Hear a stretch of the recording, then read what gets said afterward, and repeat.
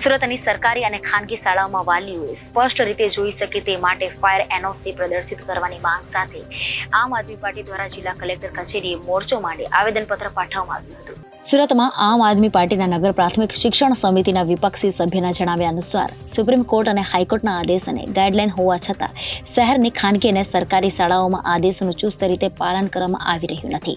સરકારી અધિકારી હોય કે પછી ખાનગી શાળાના સંચાલકો કોર્ટના આદેશોનું કરાર ઉલ્લંઘન કરી રહ્યા છે. શહેરની 207 પૈકીની 187 સરકારી શાળાઓમાં તો ફાયર એનઓસી જ નથી, જેથી તાત્કાલિક ધોરણે આવી શાળાઓમાં ફાયર એનઓસી પ્રદર્શિત કરવામાં આવે તેવી માંગ સાથે જિલ્લા કલેક્ટરને આવેદનપત્ર પાઠવવા રજૂઆત કરાઈ છે. ત્યારે જાણો જનાદેશના સંવાદદાતા અરવિંદભાઈ રાઠોડ પાસેથી સમગ્ર અહેવાલ. સુરતમાં તક્ષશિલા જેવી જે ઘટના બની હતી અને તેમના સમગ્ર દેશને હચમચાવી નાખ્યો હતો.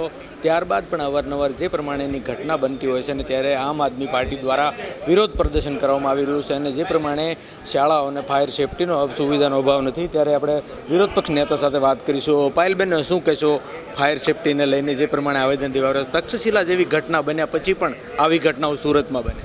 જી, સુરત મહાનગરપાલિકાના સત્તાધીશો હોય કે પછી રાજ્ય સરકારના સત્તાધીશો હોય, એમને કોઈને કંઈ જ પડી જ નથી.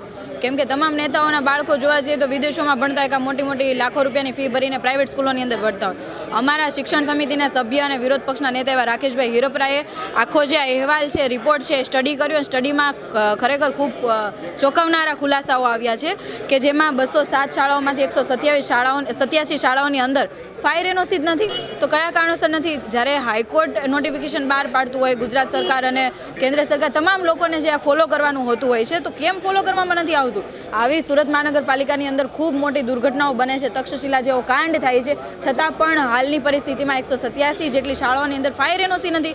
ખરેખર ખૂબ દુઃખની વાત છે. આજે અમે લોકો સુરત શહેરના સંગઠન સાથે, તમામ કોર્પોરેટરો સાથે કલેક્ટરશ્રીને આવેદનપત્ર આપવા આવ્યા છીએ. બિલકુલ, શિક્ષણ સાથે જોડાયેલા રાકેશભાઈ હિરેપરા છે. રાકેશભાઈ, શું કહેશો, કઈ રીતનું તમે એલઆરએસ વિતરણ, ખાસ કરીને તક્ષશિલા બાદ પણ ઘટના અવારનવાર બન્યા કરે છે, શું કહેશો?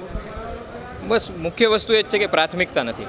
માની લો કે સામાન્ય માણસની અરજી ના સાંભળે સરકાર, એ બરાબર છે, એ તો એનો આદત છે. પણ માનનીય હાઈકોર્ટે એવું કીધેલું છે કે માનનીય હાઈકોર્ટે ત્યાં સુધી કીધેલ છે કે તમે આમાં ચોખ્ખું લખેલ છે કે તમે ટેક્સ ઉઘરાવી શકો છો, તો કાર્યવાહી કેમ નથી કરતા? સરકારને ચોખ્ખું પૂછેલ છે કે ટેક્સ ઉઘરાવવાનું બંધ કરી દો જો તમે ફાયરની સુવિધા ન આપી શકતા હોય તો ફાયર એનઓસી ફરજિયાત છે. આજે એક આદેશને 2 વર્ષ જેટલો સમય થઈ ગયો છે. આપણે એ શહેરની વાત કરીએ છીએ કે જે તમે કીધું એમ તક્ષશિલા અગ્નિકાંડ જેવી ઘટના આ શહેરમાં, આ શહેર વધારે સચેત હોવું જોઈએ. નગર પ્રાથમિક શિક્ષણ સમિતિની એ 207માંથી 127 શાળાઓ પાસે એનઓસી નથી ફાયર. એક બાજુ એમ કહે છે કે અમે આપી દીધી છે. હવે તમે આપી દીધી છે તો એનઓસી આપો ને, છડે ચોક મૂકો. તો અમારી માંગણી એવી છે કે વાલીઓ આશ્વસ્ત થઈ શકે એ માટે ગુજરાતની તમામ શાળાઓમાં વાલીઓ જોઈ શકે એ રીતે ફાયરની એનઓસી પ્રદર્શિત કરો, એટલે વાલીઓને શાંતિ રહે કે ભાઈ અમારું બાળક સુરક્ષિત વાતાવરણમાં ભણે છે.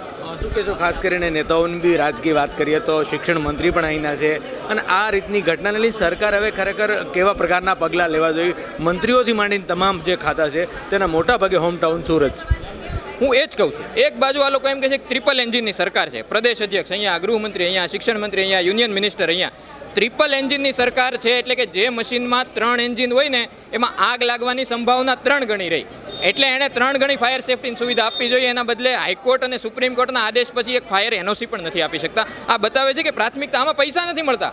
ફાયર એનઓસી આપવા મહેનત કરવી પડે, કામ કરવું પડે, ઓફિસમાં બેસીને જોવું પડે, ચેક કરવું પડે, પૈસા નથી મળતા. જ્યાં ઉઘરાણા થતા હોય ત્યાં પ્રાથમિકતા હોય ને ત્યાં બધું કામ થઈ જાય.